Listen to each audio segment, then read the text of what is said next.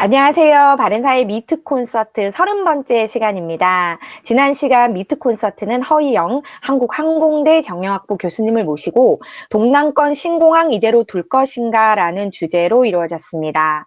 가덕도 신공항 건설 촉진 특별법안을 살펴보면서 김해 신공항의 문제점으로 지적된 내용을 객관적으로 평가해 보았고, 가덕도 신공항 건설의 경우 특히 막대한 비용과 예타 면제 등 현실적인 문제점들이 지적되었습니다. 가덕도 신공항이 부울경 지역의 발전을 위해서 필요하다는 반론도 제기되는 등 다양한 의견을 나눌 수 있는 시간이었습니다. 자세한 내용은 유튜브 방송 바른사의 TV를 참고하시길 바랍니다. 유튜브 시청 시에는 구독과 좋아요, 알림 설정 꼭 부탁드립니다. 이번 주 바른사의 미트 콘서트는 김상철 한세대의 사회복지학과 교수님을 모시고 경제민주화 개념의 올바른 이해와 해외 사례를 주제로 진행되겠습니다. 경제민주화는 바른사의 미트 콘서트에서 한번 다뤘던 주제인데요. 이번 주에는 경제민주화의 개념을 정확히 배워보고 해외 사례를 살펴보면서 경제민주화 개념이 한국에 들어와서 어떻게 이해되고 있는지 알아보는 시간을 갖고자 합니다. 김상철 한세대 교수님을 모시겠습니다. 교수님. 예, 반갑습니다. 예, 저는 오늘 이제 한 20분 동안 이제 경제민주화 개념이, 정확하게 어떻게 이해를 해야 되는가라고 하는 것하고, 그 다음에 이제 해외에서 어떻게 이제 경제민주화가, 실험이 되었는지, 그 결과 이제 거의 다 실패했습니다만은, 그런 것들을 간단하게 한번 이제 살펴보도록 이렇게 하겠습니다. 그래서 이제, 들어가는 데 있어서 이제 지금 우리나라에서 이 경제민주화에 대해서 주장하시는 분들은 이 경제민주화라고 하는 것은 이제 진보와 보수를 아우르는 이제 시대의 흐름 또는 시대 정신이다, 이렇게 이제 얘기를 하시는 거죠. 그래서 이것은 뭐 진보 보수 문제가 아니라 우리나라가 마땅히 해야 되는 그런 것들이고, 그리고 이제 이 사회 양극화라든지 소득 불평화 이런 문제들이 이제 생긴 문제의 원인이 재벌의 탐욕에 의해서 이루어지고, 이것을 해결하는 방식이 경제민주화를 통해서 할 수가 있고, 경제민주화를 통해서 한국 경제가 지속 가능한 성장을 할 수 있다, 이런 이제 주장을 하시는 거죠. 그러면서 이제 경제민주화는 시장 경제를 부정한 것이 아니고 시장 경제를 보완하기 위해서 필요하다, 또 이런 주장을 하고, 그래서 경제민주화를 이제 비판하는 사람들에 대해서 이분들은 이제 경제민주화를 이제 비판하는 연구자들을 철진한 색깔론을 펴는 신자유주의 경제학자들이다, 뭐 이런 식으로 이제 비난을 하는데, 사실 이렇게 경제민주화라고 하는 것이 시대의 흐름 또는 시대 정신을 할 수 있느냐라고 했을 때 이거는 전혀 엉터리 같은 소리라는 것이 이제 저희 주장입니다. 다른 분들도 뭐 다들 알고 계시지만, 이 경제민주주의라고 하는 경제민주화 또는 경제민주주의라고 하는 것은 사회주의 전통에서 출발한 것이고, 선진국에서는 시행하는 나라가 없다고 볼 수 있습니다. 없는 시대착오적인 산물에 불과하다라는 것이고, 그러다가 이게 이제 최근에 2008년도에 금융위기를 계기로 해서 서구에서 일부 좌파 진영에서 조금 이제 되살아나고 있습니다. 이제 1989년도 러시아의 몰락, 그 동구의 몰락과 함께 좌파 진영이 아주 큰 위기를 맞았는데, 그 좌파 진영이 이제 회복할 수 있는 이제 이론적인 것들 중에 하나가 이제 경제민주주의라고 하는 것들이 이제 발견되는 것이죠. 그래서 여기에서 경제민주주의 핵심은 이제 조금 이따 말씀드리지만 자주관리 사회주의라고 하는 이제 노동자들이 주인되는 그런 세상입니다. 그것을 이제 핵심으로 하는 것이고, 몇몇 나라에서 이제 실험을 했는데 이제 실패를 했고요. 지금 선진국의 문턱에서 이제 자초해서 그 생지옥 몰락한 이제 베네수엘라 같은 나라에서 지금 시행하고 있고, 그래서 베네수엘라가 망한 이제 근본 원인에 대해서 많은 분들이 이제 말씀을 하시고, 그것이 이제 볼리바르 사회주의 포퓰리즘이라고 하는 것은 대부분 다 알고 계시지만, 이 경제민주주의로 인해서 베네수엘라가 망하는데 큰 역할을 했다라고 하는 것도 이게 이제 사실인 것입니다. 그래서 그건 좀 이따 말씀을 드리고요. 그래서 이렇게 왜 우리나라가 이렇게 이 서양과 서구와 달리, 서구에서는 사실은 이 경제민주주의라고 하는 얘기를 주류적인 차원에서는 논의되는 것이 거의 없다고 해도 과언이 아닌 정도로 이제 그런 상황인데, 우리나라에서 이렇게 참 야단 벌석을 치는가, 왜 그렇게 되는가, 그리고 이런 이제 시대적 퇴행, 또 시대적 착오의 산물이 왜 우리나라에서는 시대 정신으로 이제 둔갑했는가라고 하는 것을 제 나름대로 생각을 해보면, 이것은 이제 뭐 무식해서 모르거나 아니면 의도적으로 이제 이걸 알면서도 은폐했다라는 것이죠. 그래서 하나의 이거는 이제 레닌식의 이제 전술에 의해서 이거는 이제 속이는 것입니다. 그래서 이것을 또 학문적으로 봤을 때는 이 학문적 정직성이라고 하는 것이 전혀 없는 이런 상태고, 이런 것들이 용납되고 또 이렇게 수십 년 동안 우리나라에서 잘 이제 사용됐죠. 그래서 이런 이제 우리나라의 지적 풍토도 좀 문제가 있다라고 이렇게 하는 것이고요. 그래서 경제민주주의를 이제 주장하는 대부분의 사람들이 경제민주주의가 출발한 서구의 역사적 배경이라든지 이론적 발전 과정, 이런 것들을 이제 잘 모르고 있거나, 설사 안다고 하더라도 경제민주주의가 가지고 있는 이제 사회주의적 숙성, 이런 것들을 구태여 밝히지 않은 것이고요. 그래서 이것을 이제 뭐 어쨌든 서구에 있어서는 이제 분명한 것은 사회주의 노선에서 출발했다라고 하는 것이 뭐 명백한 사실이고요. 그리고 오늘날 서구에서 이제 경제민주를 주장하는 사람들도 자유시장 경제를 부정하거나 또는 이제 그 대안을 모색한다고 하는 공통점이라고 하는 것은 틀림없는 사실인데, 이 대한민국에서의 이 경제민주화론자들은 이런 사실들을 철저하게 부정하고 있는 것입니다. 그래서 이제 이 경제민주주의 개념을 역사적으로 좀 살펴보면, 이 경제민주주의라고 하는 단어를 누가부터 썼느냐라고 하는 것은 조금 이제 불분명합니다. 그러나 지금 오늘날 서구에 있어서 경제민주주의 개념을 체계화시킨 것은 이제 독일의 이제 역사적 전통이고요. 이제 그것은 틀림없는 사실이고, 그것은 이제 1920년대 바이마르 공화국 시절에 이제 독일의 사회민주당, 그리고 노조에 의해서 체계화됐습니다. 그 당시에 독일의 사회민주당은 이제 1959년도 고데스베르그 강령이 나오기 전까지 이제 독일의 사회민주당은 이제 계급 정당이었죠. 그래서 굉장히 이제 이 극좌적인 이제 그런 성향을 아직도 가지고 있었던 그런 이제 시절이었고요. 그래서 1928년에 독일 노총 ADGB라고 하는 데에서 이게 이제 위원회를 소집해서 경제정책의 기본 프로그램을 작성했습니다. 그래서 공동으로 이제 작업을 했는 건데, 그 공동 작업의 결과로 나온 것이 이 프리츠 나프탈리라고 하는 사람이 주도한 이제 경제민주주의라고 하는 이제 문건입니다. 그래서 그 문건에서 이제 이 경제민주주의에 관한 이제 여러 가지 얘기들이 나오고, 그리고 그것이 이제 함부르크 이제 독일 노총 이제 총회에서 이제 통과가 된 것입니다. 그런데 이것은 이제 이론적으로 봤을 적에는 이 나프탈리의 경제민주주의라고 하는 것은 이제 루돌프 힐퍼딩이라고 하는 이제 소위 말하는 이제 베른슈타인류의 그 수정주의 막시스트라고 하는 그 루돌프 힐퍼딩의 그 금융자본론이 좀 더 발전된 이론으로 나온 것이 이제 조직자본주의라고 하는 것입니다. 그 조직자본주의라고 하는 것은 1915년에서 1920 이제 나와서 그게 조금 더 이제 발전돼서 1924년도까지 나왔었고요. 그리고 이제 금융자본주의라고 하는 것은 이제 단일 책으로 이렇게 출판도 되었지만, 이 조직자본주의라고 하는 것은 책으로 출판된 것은 아닌 것 같고, 이게 이제 그 프로그램으로 계속 이렇게 소개되는 그런 시기였습니다. 그래서 이 루도프 힐퍼딩이라고 하는 사람은 이 조직자본주의라고 하는 이론에서 혁명을 통하지 않고 기존의 그 독일의 카르텔이라든지 이런 이제 대기업에 의해서 조직되고 계획되는 이 경제 시스템을 이미 그 안에 사회주의적인 요소가 내포되어 있기 때문에 이것을 잘 국가가 통제하고 조절하면은 혁명을 통하지 않고 사회주의로 갈 수 있다라고 이제 이론을 발전시킨 것입니다. 그래서 그 조직 자본주의라고 하는 그 이론적인 토대 위에서 프리츠 나프탈리가 경제민주주의 이론을 이제 만들으신 것이죠.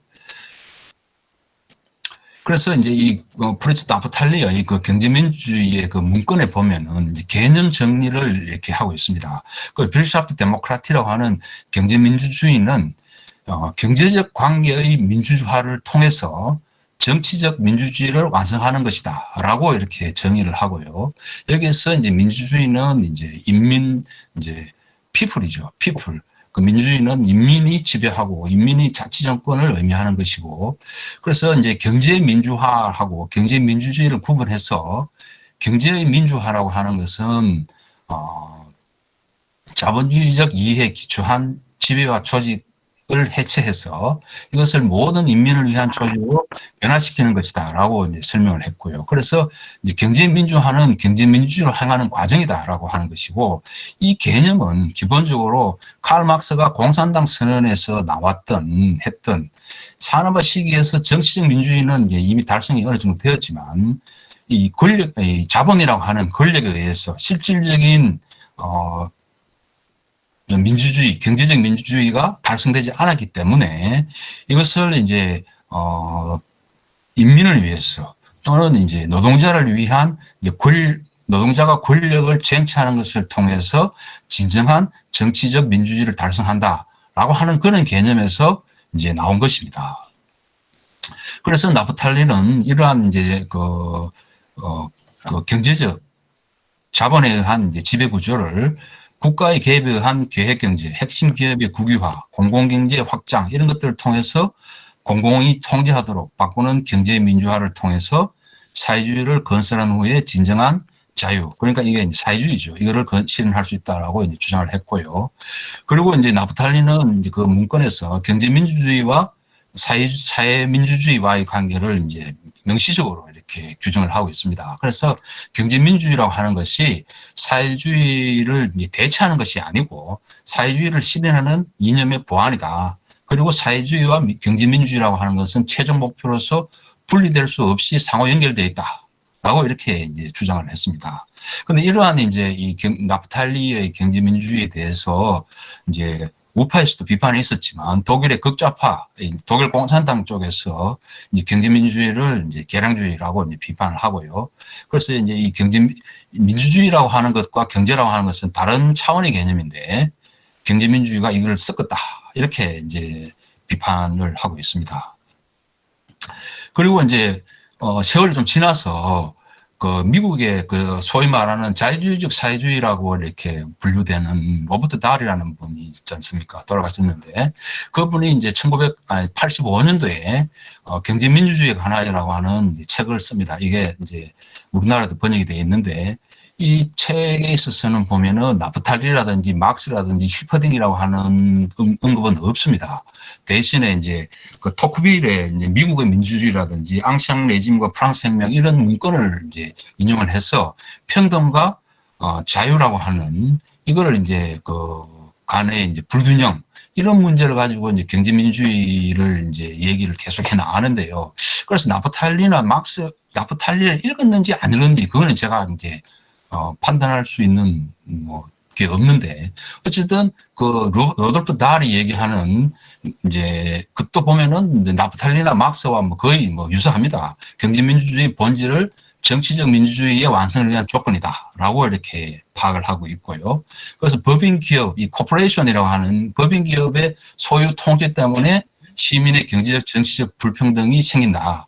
이걸 해소하기 위해서는 노동자들이 소유하고 노동자들이 기업을 통제할 수 있는 자주기업 관리, 이 자주관리 시스템을 이제 대안으로 제시한 겁니다. 그래서 이제 이 노버트 달 교수 책에도 보면 스웨덴에서 임노동자 소유 기금제도, 그 다음에 유고슬라비아 자주관리 사회주의, 스페인의 몬드라곤 협동조합 이런 것들을 예시를 하고 있는데요. 이런 것들도 결국은 이제 나프탈리가 주장한 사회주의 이행 프로그램으로서의 경제민주주의 이거랑 같은 맥락으로 이렇게 파악을 할 수 있는 것이죠. 그래서 이 로버트 달 교수가 나프탈리 얘기를 하지 않았지만 이 문법적으로 맥락에 봤을 적에도 이거는 거의 이제 다 이렇게 이해할 수 있는 거고요. 그래서 간단하게 이걸 이제 보면 이 로돌프 힐퍼딩은 이렇게 생겼습니다. 이렇게 생겼고 이 양반이 생긴 이제 이 금융자본론 이 책이 1923년도에 이제 재판이 나온 책이고요. 이 로돌프 힐퍼딩은 41년도에 이제 파리에 이제 그 나치가 점령한 파리 지역에서 이제 총살 당한 그렇게 아주 불행한 이제 최후를 맞이했고 이 사람이 이제 그 유대계이고 이제 오스트리아 출생인데 나중에 독일 국적을 가지고 이 금융자본론 1910년에 만들어서 23년에 재파된 이 금융자본론이 이제 국가 독점 자본주의 이행으로 이렇게 발전이 나중에 되고요. 그리고 이 루돌프 힐프딩이 주장했던 조직 자본주의라고 하는 이것은 독일의 그 사회민주당의 공식적인 입장이었습니다. 독일 사회를 분석하는 공식적인 입장이 조직 자본주의론이었습니다. 그래서 이게 이제 정통 막스주의에서 수정주의, 민주적 사회주의로 전환하는 이론적 기초를 마련했다. 이렇게 이제 평가를 하고 있고요. 그리고 이제 이 사람이 이제 프리츠 나프탈리라는 사람이고, 이 책이 1928년도에 나온 이제 경제민주주의 이제 책입니다. 그래서 이 책의 지금 그 PDF 파일은 제가 이렇게 가지고 있는데요. 혹시 필요하신 선생님 계시면 저한테 말씀을 드리면 독일 문건이긴 하지만 제가 보내드리겠습니다. 그래서 이 프리츠 나프탈리라는 사람도 유대인입니다. 그래서 이 사람이 베를린에 태어났다가 1961년도 이제 이스라엘에 건너가서 이제 사망을 하게 되는데, 이 사람이 이제 나치에서 체포돼서 죽을 뻔하다가 이제 이스라엘을 탈출하게 되고요. 이스라엘에서는 이제 장관도 하고 뭐 이렇게 한 이제 경력을 가진 사람이고, 그 로버트 달 이 교수고, 이게 이제 우리나라의 로버트 달 교수의 경제민주주의 관한 책이 한 2번, 3번 정도 번역이 됐는데 최근에 나온 이 번역입니다. 그래서 이 로버트 달 교수는 2014년도에 거의 100살을 살다 돌아가신 분인데, 이제 민주주의라고 하는 걸 평생을 연구를 하시고, 이제 자유주의적 사회주의자로 보통 이렇게 얘기하는데, 이 서강대 손호주 교수님 같은 경우에는 이게 이제 자유주의 사회주의를 뭐 존 스타트 밀이라든지 케인즈 또는 이제 이탈리아의 로베르토 보베오 이런 이제 맥락으로 이렇게 얘기를 하고 있고, 이 경제민주주의라고 하는 이 책은 이제 로버트 달 교수가 81년도 버클리에서 이제 3번의 강연을 했는데 이걸 묶어서 이제 만든 이제 책입니다. 그 다음으로는 이제 그 서구에서 또는 이제 경제민주주의라고 하는 것이 어떻게 이제 실험이 되었느냐라고 하는 것을 간단히 살펴보면, 이제 이스라엘에 우리가 이제 지금 우리나라에서 경제민주주의 얘기하는 사람들이 이스라엘 얘기를 많이 하는데요. 그 이스라엘에서 경제민주주의라고 하는 것은 이스라엘의 재벌 해체가 아니고 이스라엘의 키부츠입니다. 이 키부츠라고 하는 것이 이 사회주의적 시오니즘이라고 하는 이제 유대인의 그 농업 노동자들이 자급자족 농업 공동체를 만들어 가지고 공동 생산, 공동 소유 이런 것들이 이제 키부츠였지 않습니까? 이게 이제 이스라엘 측의 경제민주주의고요. 그리고 이제 오늘날에는 이 키부츠가 굉장히 쇠퇴했다 이렇게 해서 80년대 이후에 키부츠 모델이 좌파에게 미래 희망을 제시하지 못하고 있다 이렇게 얘기를 하고 있고, 그 다음에 이제 1950년대 이제 유고식 이제 그 시장 사회주의 노선이라고 불리고 있는 그 티토가 했던 이제 노동자 자주관리, 이게 이제 아주 전형적인 이제 경제민주주의인 것이죠. 여기에서 이제 사회적 소유라고 하는 이 개념을 가지고 왔는데, 이게 아주 이제 불분명해서 이제 결국은 실패할 수밖에 없는 것이고요. 그래서 이제 기업 소속의 노동자들 모두가 주인이라고 하는 말은 아무도 주인이 아니라는 의미와 같고 책임을 지는 사람이 없다라는 의미입니다. 그래서 이게 결국은 나중에 이제 이 자주관리 사회주의가 전문 경영인 체제로 돌아갔고, 그리고 이제 이 자기네들은 이제 구소련의 중앙 통제적 제도에 대해서 반대하는 제도라고 했지만 뭐 그거하고 별 차이도 없이 거기에다가 경제적 비효율의 높은 물가, 분부 격차의 확대, 고실업 그 같은 자본주의가 가지고 있는 문제점 이것들이 다 겹쳐가지고 이제 뭐 사라졌다 이렇게 이제 말씀드릴 수가 있고, 그 다음에 이제 이게 스웨덴에서 나온 이제 임금노동자 기금제도입니다. 그래서 임금노동자 기금제도라고 하는 것은 기업에서 발생하는 이제 이익의 한 20%를 매년 적립을 해가지고 이걸 장기적으로 노동조합이 민간의 대기업의 지배주주로 등장한다. 뭐 이렇게 이제 이해하시면 되고요. 이게 83년 사회민주당이 이제 제출했는데 91년도 보수정당에 의해서 이제 폐기되었습니다. 그리고 또 한 가지 이제 요즘 들어서도 이제 여러 사람들 뭐 사회적 경제는 이런 거 얘기하는 사람들이 이제 예를 들면 이제 스페인의 이제 몬드라곤 제도인데, 그 몬드라곤 제도는 지금 이제 상당히 어떻게 보면 우리나라식으로 말하면 이제 무능발식이죠. 260개 정도 회사가 있고 여기서 제조, 유통, 금융, 교육, 거의 은행도 가지고 있습니다. 은행도 가지고 있고 스페인 한 12 정도의 기업인데, 이게 이제 협동조합인데 이제 여기에서 문제가 생기는 것이 이제 이 파고로가라는 이 가전 사업이 이제 파산을 했고요. 이 파산했는 게 문제가 아니라 이 파산한 이유가 이게 이제 이 협동조합이라고 하는 것이 이제 일반 영리기업하고 다른 바 없는 식으로 이렇게 운영이 된 것이죠. 그래서 이게 지금 이제 세계화의 과정에서 굉장히 이제 취약한 모습을 노출했다. 그래서 이 많은 사람들이 찬양하고 있는 스페인 몬드라고는 협동조합이라고 하는 것도 결국은 큰 문제를 가지고 있는 거 아니냐, 이런 이제 얘기를 들을 수 있고, 그리고 오늘 여기에서는 이제 지금 이제 세계에서 가장 모범적으로 경제민주를 하고 있는 이제 베네수엘라입니다. 이 차베스 정권이 하고 있는 이제 코에스티온인가 하는 이 노동자 통제라고 하는 것이 굉장히 중요한 것인데, 이게 이제 유고슬라비아 티토 했던 자주관리 사회주의를 베네수엘라식으로 이렇게 만든 것이죠. 그래서 이것도 결국은 뭐 성공할 수가 없는 것이고요. 그래서 이게 이제 뭐 새로운 특권 계급이 등장하고 비전문성, 비효율로 인해서 이제 망하고, 이게 이제 그 베네수엘라가 망하는데 상당히 결정적인 역할을 했다, 이렇게 말씀드릴 수가 있고, 그 다음에 이제 미국의 이제, 그리고 이제 이것은 이제 이때까지 경제민주주의를 했던 나라들의 경험이고요. 그 미국과 일본과 이스라엘을 보통 이제 지금 경제민주주의를 얘기하는 사람들이 얘기를 하는데, 그거는 사실상 이 경제민주주의하고는 별 관계가 없는 것이죠.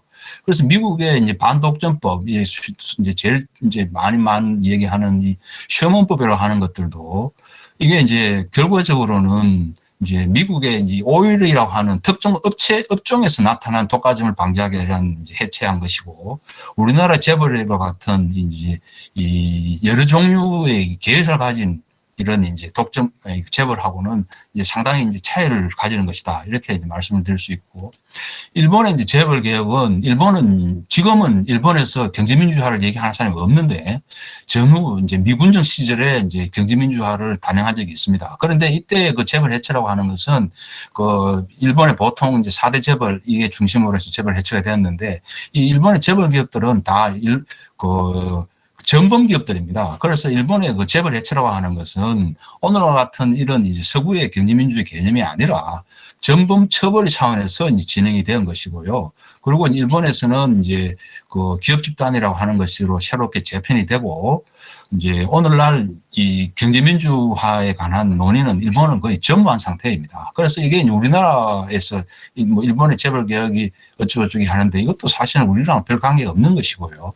그리고 지금 뭐 이제 그 서울대 박상인 교수라든지 이런 분들이 얘기하는 이제 이스라엘의 재벌 개혁 같은 것도 제가 좀 살펴보면은 이것도 우리랑은 별 관계가 없는 거 아닌가라는 생각이 들고, 그 다음에 이렇게 이제 네이버 댓글 주자로 구속된 드루킹, 김모시, 이 사람도 이스라엘식 재벌 개혁을 신봉한 사람으로 알려져 있는데, 이스라엘의 이 재벌 개혁이라고 하는 것은 이제 이 사람들이 이제 이스라엘의 사회주의 국가임에도 불구하고 굉장히 이제 이제 소득 불균등도 심하고 사회 양극화도 이렇게 심한 나라로 알려져 있고요.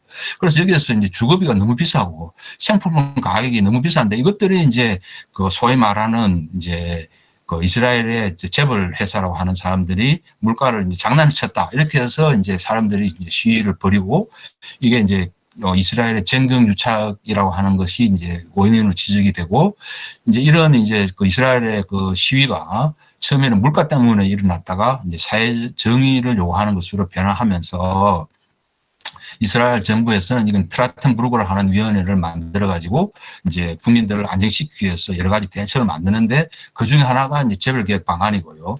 그래서 이게 핵심은 검산분리인데, 이걸 이제 따지고 보면은 우리나라보다 규제 강도가 약하다, 이렇게 이제 보시는 것 같습니다. 그래서 이스라엘 경우에는 우리나라를 적용하면 10대 그룹 이하는 은행 소유도 가능한 이런 이제 상태라고 하는데, 이제 그래서 이 우리나라에서 지금 이제 재벌 개혁을 얘기하고 있는 사람들이 이스라엘 얘기를 많이 하는데, 1대1로 우리랑 이스라엘 붙였을 때 과연 이스라엘이 우리보다 더 규제가 심한가라는 측면을 비교해 보면 그렇지 않다라고 할 수 있지 않을까 싶습니다. 그래서 제가 좀 빨리 얘기를 했어요. 이제 다음에 이제 2차 대전 이후에 독일에서 이제 그 공동 결정제라고 하는 것을 통해서 경제민주주의가 이제 그 체제 내에서 받아들여집니다. 그래서 이제 독일은 이제 대표적으로 잘 아시는 것처럼 이제 동반자적 그 노사관계를 가지고 있는 나라고요. 그것을 위해서 노동자들이 경영에 일부 참여할 수 있도록 이제 공동경제결정제라는 걸 통해 가지고 이것을 이제 허용해 주신 것이죠. 그래서 이제 그 독일의 공동결정제라고 하는 것은 노동이사제하고 사업장 편의제, 이거를 이제 핵심으로 하는데, 독일의 이제 노동이사라고 하는 것은 이제 독일의 그 이사회가 경영이사회와 감독이사회로 이원화되어 있는데, 감독이사회에 비상임이사로 참여하는 것입니다. 그래서 그게 이제 노동이사제라는 것이고, 그리고 독일은 이제 그 임금이라든지 근로조건 같은 경우에는 이제 단체 협약을 통해서 산별 노조이기 때문에 단체 협약을 통해서 이루어지고요. 독일의 그 기업 내에서 복지라든지 이런 문제들은 이제 사업장 평의에 의해서 이루어지는데, 이런 것들이 이제 제도화되는 과정은 독일이 2차 대전 이후에 이제 그 선거를 통해서 이제 사회민주당과 기독교민주당이 이제 대결을 하는데, 기독교민주당은 사회적 시장 경제를 이제 주장을 하고, 그리고 이제 사회민주당은 경제민주주의를 주장을 하는데, 이게 붙어서 이제 기독교민주당이 이겼죠. 기독교민주당이 이겼는데, 그 사회민주당이 주장하는 것들을 아주 최소한으로 받아들여가지고 이 공동결정제라고 하는 것을 이제 수용해 준 겁니다. 그 성자의 아량, 뭐 이렇게 얘기할 수도 있는 것이고요.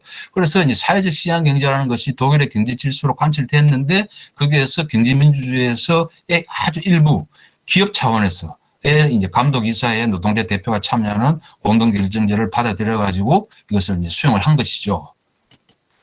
그런데 오늘날은 이 독일의 공동결정제가. 선생님, 죄송한데, 조금만 빨리, 선생님, 예, 알겠습니다. 빨리 예, 부탁드리겠습니다. 예, 벌써 58분이라서. 그래서 이제 빨리 좀 부탁드리겠습니다. 40년이 지나고 난 다음에 이 독일에서 공동결정제는 굉장히 이게 좀 문제가 많다, 또는 이제 기업에서 부담을 많이 가진다라고 이렇게 하는 것이고요. 그래서 독일의 경제적 공동결정제라고 하는 것이 쇠퇴한 것이다, 이렇게 이제 말씀드릴 수가 있고, 독일의 오늘날에도 보면은 노조에서 일부에서 공동결정제를 이제 확대를 요구하지만은, 독일의 정당에서는 이제 이 기독교민주당 같은 데는 말도 하지도 않고요. 사회민주당에 있어서는 사실상 경제민주주의를 폐기했고, 독일에서 지금 이제 그 극자의 그 좌파당 쪽에서만 경제민주주의를 요구하고 있습니다. 이런 이제 상황이고요. 그래서 독일에서 이제 그 경제민주주의는 이제 이런 이제 그 개혁적 자본주의 비판 개념, 뭐 이런 이제 기업을 넘는 이제 차원에 대한 민주적 참여와 통제, 이 정도로 이렇게 얘기하는 그룹이 있고, 이제 정통 옛날 그 1920년대 그 바이마르 공화국 시절에 사회주의 이행 프로그램으로 이해하는 이런 이제 입장이 두 가지가 이제 공존하고 있다, 이렇게 말씀을 드릴 수가 있고요.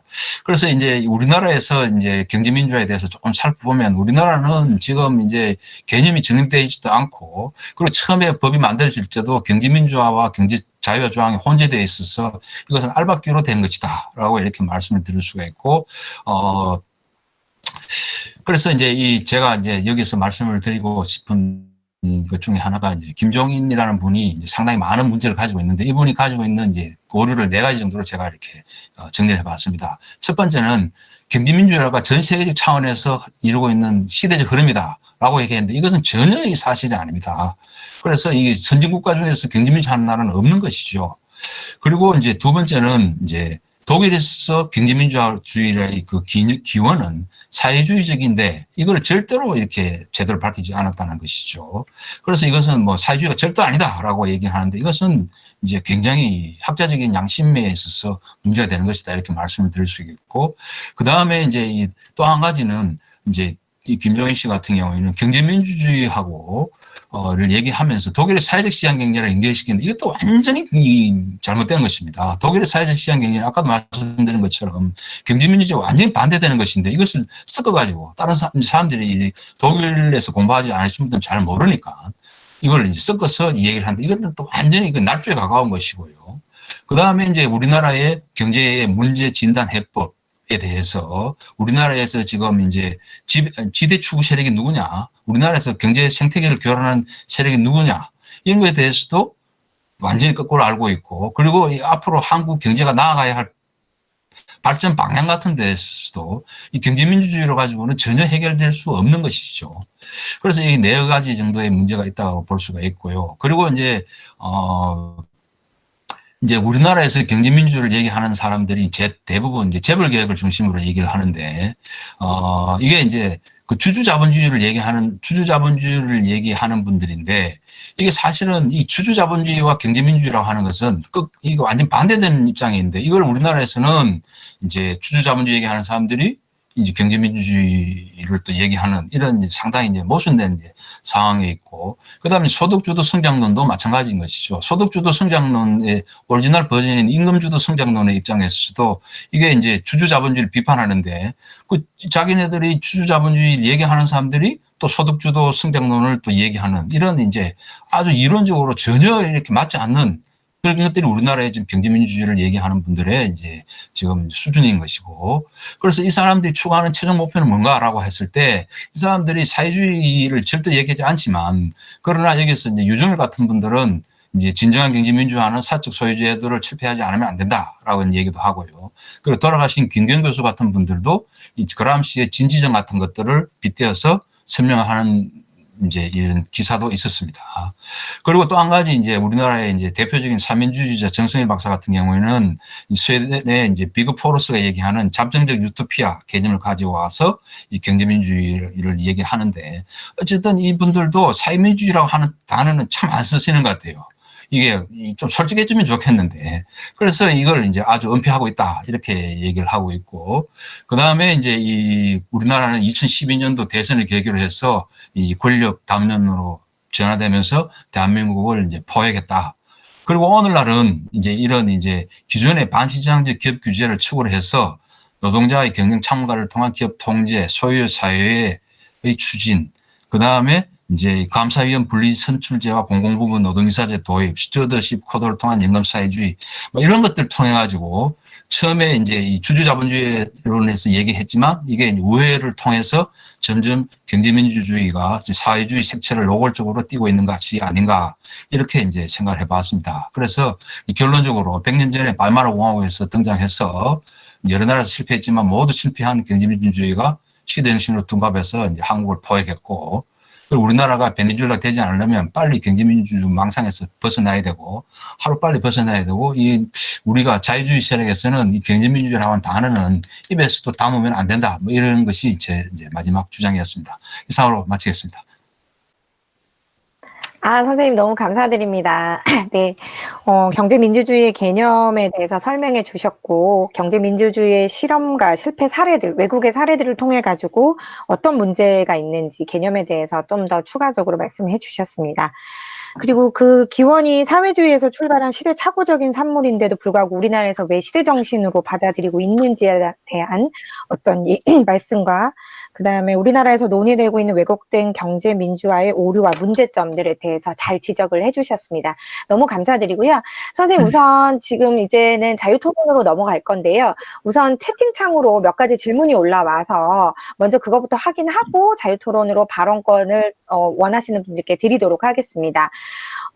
자유 발언권은 잠시만 좀 기다려 주시고요. 선생님, 우선 그 나강호 선생님께서 이스라엘 키부츠 말씀 주셨는데 지금 최근 상황은 어떻게 되고 있는지 혹시 알고 계시면 좀 말씀을 주셨습니다. 혹시 지금 채팅창 확인이 선생님 가능하신가요? 예. 아니, 제가 그냥 보고 있습니다. 그냥 채팅창. 네네네, 선생님.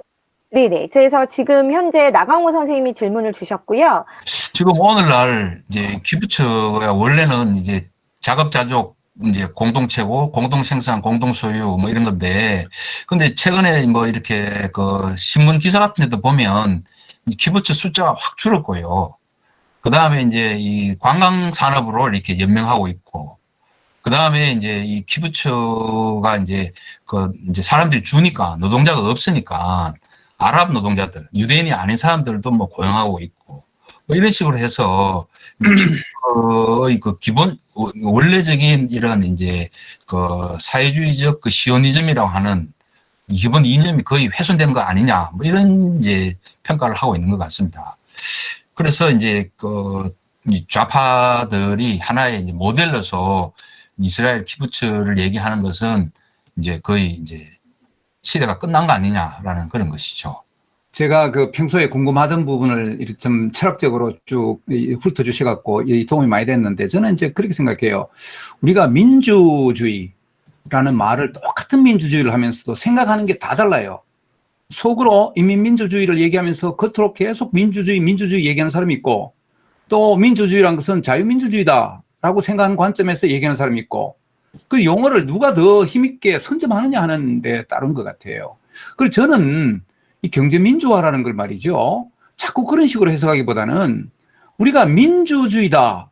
자유민주주의라는 개념에서는 우리가 권력을 정부로부터 뺏어온 게 역사적으로 자유민주주의가 발전해온 과정 아니겠어요? 이제 그렇게 본다면 노사 간의 문제보다는 오히려 민간과 정부와의 관계에서 말이죠. 정부로부터 권력을, 즉 경제 권력을 민간으로 되돌려온다 하는 것이 더 큰 의미가 있는 거 아니겠어요? 그래서 저는 경제민주화라는 거를 이 빨리 관치경제를 벗어나는 것 자체가, 그러니까 우리가 80대 말에는 노사 간의 균형이 이제 맞아진 거고, 지금은 이제 민간과 정부의 관계에 있어서 완전히 뒤집혀 버렸지 않습니까? 정부가 이 민간을 완전히 좌지우지하는 셈이 돼버렸는데, 지금은 이제 오히려 정부가 이 관치 경제를 손을 놓고 민간과 정부가, 그 다음에 노사, 그러니까 노동자와 사용자, 그 다음에 정부가 서로 대등한 관계에서 균형을 잡아 나가는 것이 진정한 경제민주주의다, 경제민주화다. 이렇게 개념을 우리가 새로이 정의해갖고 얘기를 좀 해줘야 될 것 같고요. 자꾸 이 경제민주화라는 걸 사회민주주의 뭐 이쪽으로, 사회주의 이쪽으로 해석하는데 그런데 너무 몰두할 필요가 없다. 우리가 좀 진취적으로 해석해야 된다. 저는 그런 생각을 좀 갖고 있습니다. 이상입니다. 예, 제가 바로 답변하셔도 되겠습니까? 네, 선생님. 예, 예. 예, 선생님 말씀 아주 잘 들었고요. 그리고 이미 1987년도에 우리나라 헌법을 개정할 적에 그 당시에 헌법소위위원장의 어떤 현경대 위원의 이제 정언이라든지 책에도 보면 이제 분명히 그때 이제 그 현경대 씨의 입장은 그게 경제민주화라고 하는 것이 경제자유화의 개념으로 쓰였다. 그래서 이미 이제 그 시절에 전두환 시절이나 이때 있었던 이제 그 관치경제라고 하는 것에서 벗어나서 경제자유화를 확대해야 한다는 개념으로 썼다라고 분명히 밝히고 있지만 그게 이제 세월이 지나면서 그런 것들은 다 이제 훼손돼 버리고 이 좌파들이 독점을 하게 된 것이죠. 그래서 지금 이제 선생님이 말씀하시는 이제 이 노사관계라는 것보다는 민간과 정부와의 관계라는 것을 이제 대입을 시켜서 이 민간의 자유의 정진이라는 의미로서 경제민주화를 쓰자라고 하는 말씀은 분명히 만드신 말씀은 맞는데, 그러나 그렇게 하기에는 이제 그러니까 제가 이제 국제 스탠다드 얘기를 했지만요.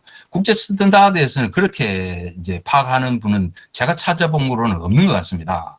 그래서 이제 이 서구에서는 명백하게 이제 이 우파 진영에서는 경제민주주의 이런 단어 자체를 쓰질 않습니다. 제가 알기로는.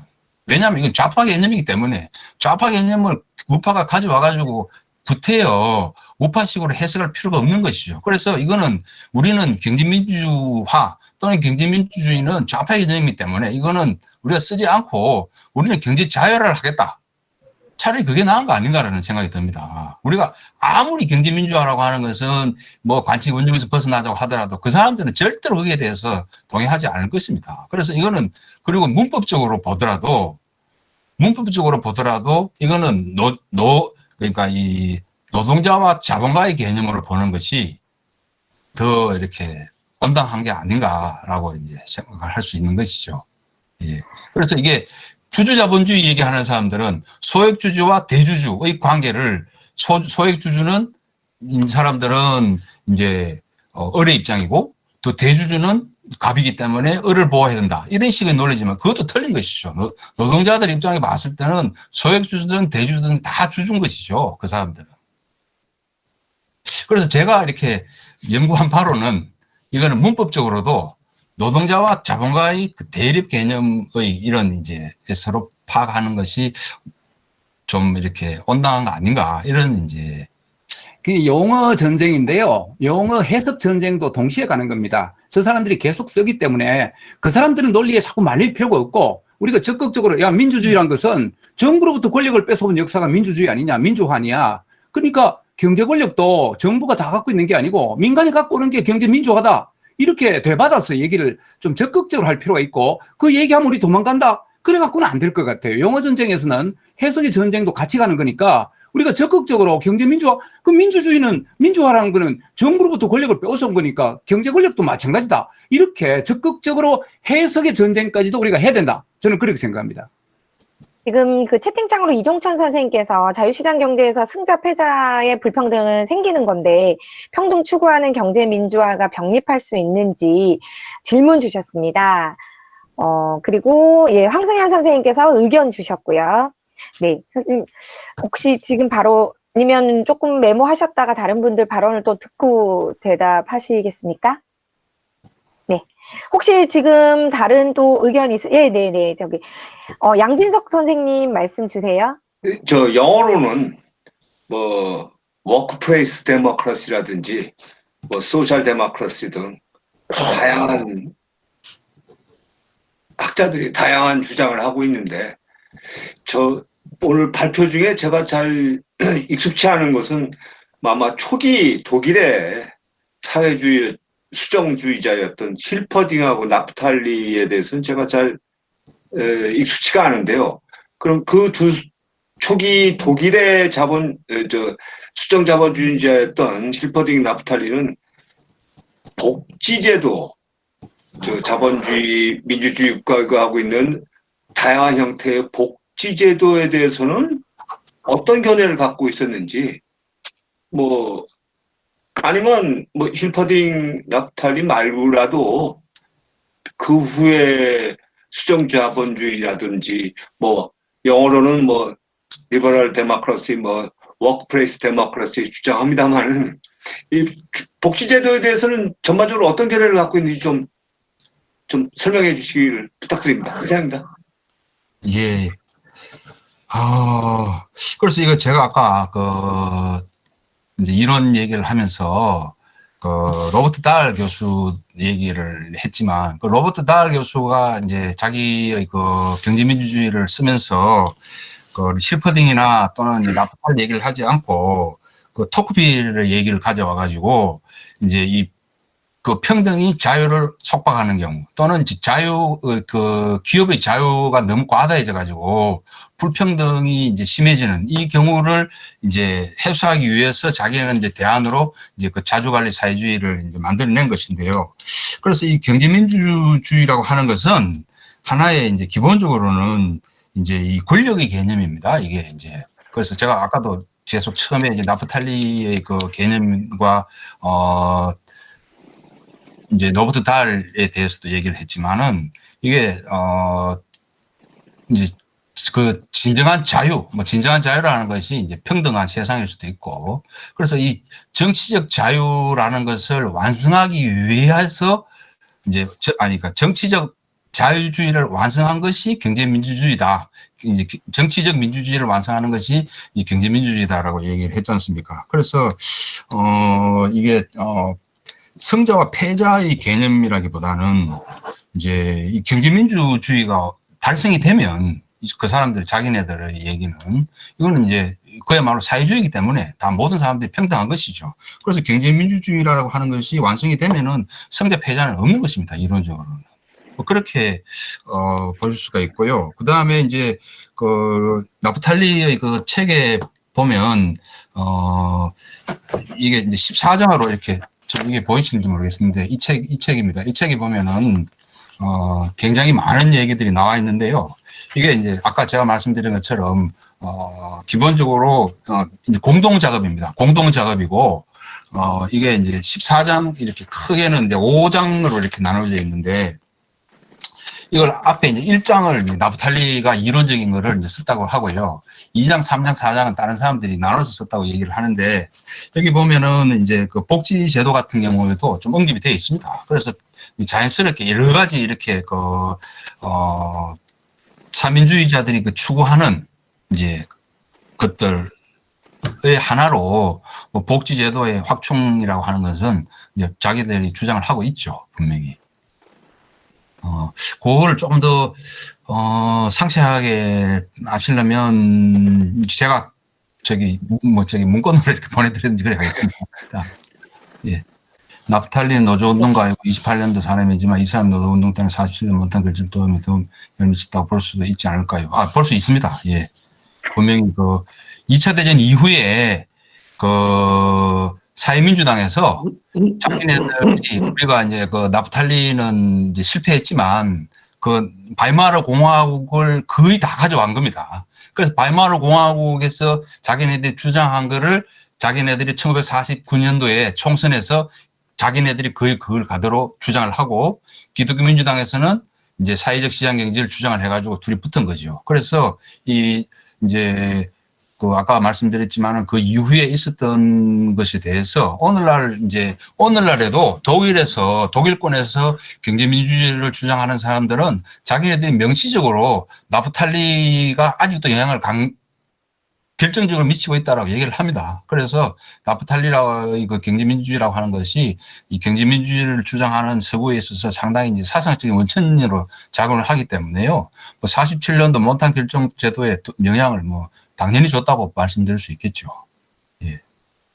네, 선생님 다음 질문도 지금 채팅으로 지금 두 개가 올라와 있는. 제가 잠깐 말씀드릴까요?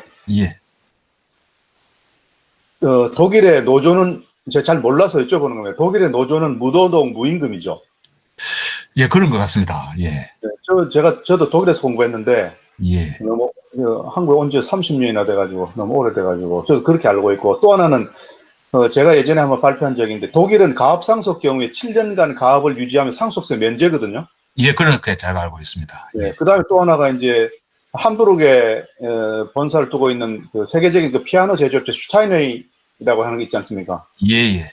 슈타인웨이 존스. 근데 그게 이제 비싼 고가 피아노가 안 팔리니까 이제 대중적으로 많이 파는 피아노 회사인 어딘지 모르겠는데 어디가 이제 샀는데 결정적으로는 그 슈타인웨이 존스의 그 후손들이 그 회사의 결정적인 어떤 뭐 회사의 어떤 결정적인 것들을 할 때는 이 창업자의 후손들이 주식 지분은 적어도, 그러니까 그 사람들 허가가 없으면 변경하지 못하도록 하는, 그러니까 소위 말하는 황금주 제도 같은 걸 가지고 있다고 하는데 맞습니까?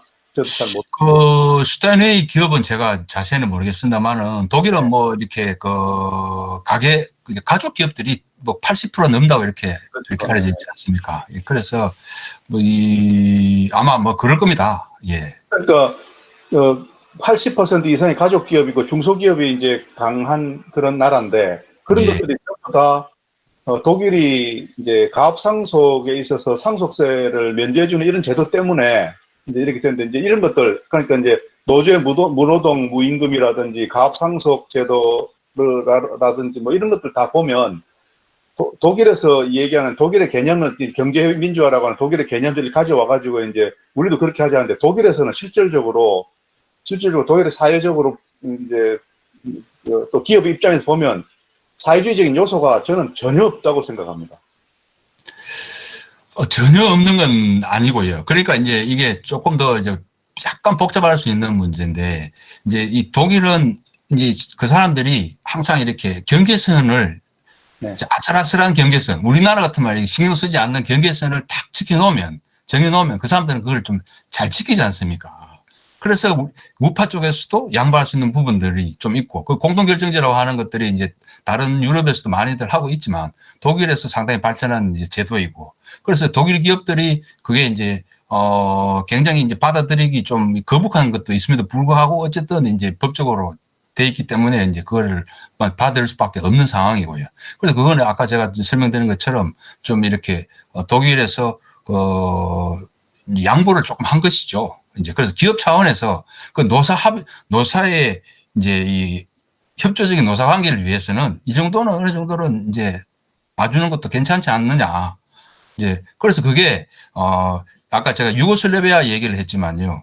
이 노동자들의 결정, 노동자들의 소유, 이거를 단계별로 이렇게 설명을 드리자면 가장 낮은 단계에 있는 것이 독일의 이제 공동결정제라고 말씀을 드릴 수가 있고, 그것이 상당히 높은 단계로 올라간 것이 유고슬라비아라든지 이 베네수엘라에서 하고 있는 이제 노동자 통제. 이게 이제 아주 원론적으로는 기본 이념적으로는 노동자들이 자기네들이 이 기업 결정하는 데 있어서 권력을 어느 정도 이제 참여를 하고 또는 자기들이 그 심지어는 소유권까지도 가지는 이런 거기 때문에 이거를 이제 완전히 없다라고 하기는 또 조금 이제 조금 있다 이 정도는 봐줄 수 있지 않을까 싶습니다, 생각에. 예. 그러나 기본적으로 독일의 사회적 시장 경제라는 것은 사회주의하고는 관계가 없는 그야말로 자유주의적인 이제 경제 철학은 이제 틀림이 없는 것이죠. 그런데 이걸 우리나라에서는 이걸 이제 김종인이나 이런 분들이 막 섞어가지고 마치 사회적 시장 경제라고 하는 것은 굉장히 이제 혼합 자본주의고 이런 식으로 해서 이제 그런 거죠. 예, 좀 비양심적으로 어떻게 보면. 예. 네, 선생님, 저 그리고 채팅창으로 이종천 선생님하고 이제 이종천 선생님이 질문 주신 것만 좀 다루어 주시고요. 예, 박인환 대표님께서 저기 아까 의견 주시라고 발언권 요청하셨는데요. 네네. 요거 네, 마치고. 박인환 교수님. 네네. 박인환 교수님하고 조동근 대표님이 아마 의견 있으신 것 같습니다. 또 그리고 김종호 선생님께서 아까도 잠깐 말씀 주셨는데 채팅창으로 이제 많은 얘기가 저희가 오고 가곤 있는데 경제민주화라는 용어 많이 사용하고 있지만 진정으로 이제 그 정의가 뭔지 그거를 좀 알고 싶다고 아까도 말씀을 주셨었습니다. 그래서 그 채팅창으로 그것도 하나 있다는 거 확인 좀 부탁드리겠습니다, 선생님. 그러면 박인환, 네네네. 지금 그럼 바로 이종찬 선생님 답변 주실까요, 예, 선생님? 이 동반성장 네. 이거는 이제 정운찬 총리가 이렇게 주장을 하기도 했지만 제가 이 동반성장에 대해서 많이 연구를 안 해봤지만 이분들이 하는 얘기도 보면 우리나라에서 경제민주화 얘기하는 이제 사람들만큼 이제 이론적인 근거가 아주 희박하고요. 제 판단은 그렇습니다. 그래서 정운찬 총리 같은 경우는 동반성장론은 경제민주주의의 상위 버전이다. 이런 얘기 하는데 그것도 전혀 이론적인 근거가 없고요. 그리고 거기에서 결정적으로 중소기업과 대기업을 약자와 강자 이렇게 나누는 것도 자체도 사실은 중소기업에서 중견기업이 되는 것이고 중견기업이 대기업이 되는 것이 당연한 것인데 그래서 중소기업이 중견기업이 되고 중견기업이 대기업이 될 수 있는 경제 생태계를 만들어주는 것이 중요한 것이지 이거 대기업에서 이제 중소기업을 약탈하고 이런 식의 그런 식으로 기본적인 이제 이 입장을 가진다는 것은 저는 이제 좀 틀렸다고 보는 것이죠. 이제 그 경제민주화의 정의는 제가 아까 말씀드린 나프탈리와 이 로버트 다hl 교수 얘기로 어느 정도 되지 않았을까 싶은데 더 이상 그게 어떻게 정의가 할 수 있겠습니까? 저는 그 정의가 거의 정확하다고 이렇게 생각을 합니다. 강의 잘 들었습니다. 강의라고 해서 어떨지 모르겠습니다만은 저는 법학을 전공을 했고 경제학이 잘 모르는 관점에서 우선 말씀을 드리면 기본적으로 교수님 말씀은 좌파적인 용어, 사회주의적인 용어이기 때문에 경제민주주의라든가 경제민주화라는 용어를 우리가 그 프레임 속에 들어가서 그걸 차라리 안 쓰는 게 낫다. 독일에서도 경제민주화라는 민주주의라는 용어 자체도 이제는 거의 안 쓴다. 이렇게 하셨는 걸 충분히 공감은 갑니다. 그렇지만 법률적인 의미에서 볼 때 아까 말씀하신 대로 87년 체제, 우리 민주화 헌법이 전두환 정권 말기에 직선제 개헌을 쟁취를 하면서 결국 민주화 헌법의 규정으로서 헌법 규정 속의 경제민주화라는 용어가 그야말로 경제란에 분명히 들어가 있습니다. 그래서 그 경제민주화라는 용어를 사실은 뜻은 최창규 교수님처럼 정치적 자유처럼 경제적 자유라고 우리가 볼 수도 있겠습니다만은 그렇게 180도로 억지로 바꾸어서 어차피 사회주의 용어를 우리 자본주의 용어로 뒤바꾸어서 말할 것까지는 없고 저는 차라리 아까 어느 분이 복지라고 이야기했습니다. 지금 현대 자본주의 사회는 복지를 빼놓고는 논할 수가 없고 국가 예산에서도 복지가 차지하는 비중이 해마다 늘고 있습니다. 아무리 자유민주주의 체제 하에서도. 그렇다면은 경제민주화라는 용어 또는 경제민주주의라는 용어를 아까 이스라엘에서는 기부치 중심으로 사용하고 독일은 어떻고 베네수엘라 어떻고 그렇게 하는 거 보니까 경제민주화라는 용어 또는 경제민주주의의 범주나 용어나 그 내용이 확정되지 않고 계속 가변적이기 때문에 저는 이 기회에 교수님들이 중심으로 해서 경제학 교수님들이 중심으로 해서 경제민주화를 두려워하지 말고 어차피 헌법에 있으니까 그 용어를 회피하지 말고 한국적인 경제민주화를 복지와 결합을 시켜서 뭐 요즘 기본소득제도 논란을 하고 있습니다만은 어쨌든 복지 제도와 연결을 시켜서 한국적인 그런 경제 민주화라는 용어를 우리가 그렇다고 또 경제 자유화를 경제 민주화하고 같다고 하기는 또 그러니까 복지와 경제 복지를 중심으로 해서 한국적인 경제 민주화를 우리가 더 적극적으로 포섭해서 나가면은 좌파들한테 대해서도 또는 일반 국민에 대해서도 우리가 더 당당해질 수 있지 않나 그런 생각이 듭니다. 말씀을 하셨는데, 뭐 저는 이제 독일에서 공부를 했고, 그래서 제가 이제 질서자유주의라고 하는 또 이렇게 학회 회장도 맡고 있고, 그 이제 뭐 잘들 아시겠지만, 독일의 사회적 시장 경제라고 하는 것들이 지금 오늘날 세계에 지금 이제 막강한 이제 파워를 이제 자랑하는 독일 경제의 이제 주축이고요. 그래서 이제 독일의 사회적 시장 경제, 이게 아주 이렇게 독일이라는 나라가 뭐 상당히 이제 복지 제도도 잘 하고, 이제 경제 또 아까 말씀드렸지만 사회적 시장 경제라고 하는 것이 사회주의와는 별 관계 없는 아주 자유시장 경제를 강조하는 것입니다. 그래서, 이때까지 독일이 또 조금 침체될 때는 그게 좀 부각이 덜 됐는데, 최근에 독일 경제가 좀 잘 나가면서 이제 이제 여러 나라에서 조금 더 이렇게, 많은 관심을 가지고 있는 뭐 그런 것이 아닌가. 뭐 이렇게 이제 생각이 이제 들고요. 그리고 이제 좀 교수님 말씀하시는 박 교수님 말씀하시는 한국적 경제민주화, 저는 불가능하다고 봅니다. 그래서 제가 이제 기본적으로 제가 말씀드렸지만 이거는 이 좌파들 용어이기 때문에 어떤 나라에서도 선진국에서 우파에서 경제민주주의라는 단어를 쓰는 나라는 없습니다. 제가 알기로. 그래서 이거는 헌법에 들어갈 때도 저는 헌법에 들어갔지만 이건 알박기로 들어갔다고 저는 이제 제가 이렇게 표현을 쓰는데요. 그냥 그 당시에 헌법을 만들 때 왜 우리가 보통 법을 만들 적에도 보면 이 법조항이 왜 개정이 되었는지 제정이 되었는지에 대해서 이유를 쓰는데 헌법 119조 2항에 대해서 어떠한 것도 설명이 없습니다. 그래서 이것은 그냥 슬그머니 집어넣은 것이고 그때는 아무런 중요성도 없었던 것입니다. 그런데 이것을 아주 작은 꼬투리를 가지고 좌파들이 확대 재생산시킨 것이죠. 그래서 그것을 불씨를 꺼버려야 되지 그것을 어떻게 말려 들어가 가지고 자유주의 진영의 버전으로 한국적 경제민주화를 만들 수 있을 것이다. 만들 수도 없을 뿐더러 이걸 만든다는 것이 의미가 없는 것이죠. 저는 그렇게 이제 생각을 합니다. 좀 외람되지만.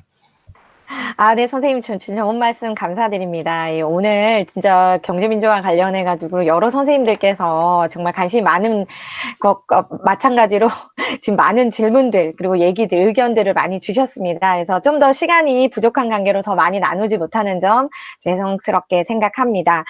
시간이 된 관계로 이제 마무리 정리를 하겠습니다. 다음 강연 소개를 해드리고 마치도록 하겠는데요. 다음 강연 소개하기 전에 잠깐 한 말씀 드리겠습니다. 오늘 미트 콘서트가 벌써 30번째 시간을 맞이하였습니다. 바른사회 미트 콘서트가 5월 20일 김종우 교수님의 도움을 받아서 미중 디커플링과 한국의 선택, 코로나 이후의 경제 빅피처라는 주제로 시작하여 7개월이 지난 오늘 벌써 30회를 맞이하였습니다. 우선 그동안 함께 해주신 분들께 너무너무 감사드리고요.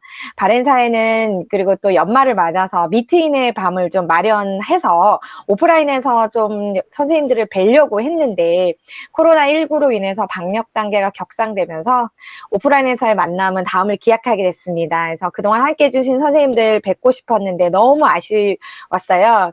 그렇지만 다음에 꼭 뵙기를 희망해 봅니다. 지금까지의 관심과 격려 너무 감사드리고요. 앞으로도 쭉 부탁드리고요. 바른사회 미트 콘서트는 더욱 좋은 주제를 준비해서 관심과 격려에 대해서 보답해 드리도록 노력하겠습니다. 정말 감사드립니다. 다음 주 강연 안내 드리겠습니다. 다음 주 강연은 12월 23일 수요일 9시 30분 같은 시간입니다. 안양예고 황영남 교장 선생님 모시고 우리나라 교육의 문제점과 대안을 주제로 진행되겠습니다. 교육 문제를 주제로 얘기하면 정말 하실 말씀들이 많으실 것 같은데요. 우리나라 교육의 문제점을 알아보는 다음 시간에도 많은 관심과 참석을 부탁드리겠습니다. 지금 저 공식적인 저희 미트 콘서트는 끝날 거고요. 혹시라도 좀 더 많은 토론이나 얘기를 하고 싶으신 분들은 바로 나가시지 않고 좀 더 대화를 나누셔도 좋을 것 같습니다. 오늘도 이렇게 늦은 밤까지 함께 해주셔서 너무너무 감사드리고요. 저희는 또 다음 주에 함께 하도록 하겠습니다. 정말 감사드립니다. 김 교수님 수고하셨습니다. 수고하셨습니다. 잘 들었습니다. 네.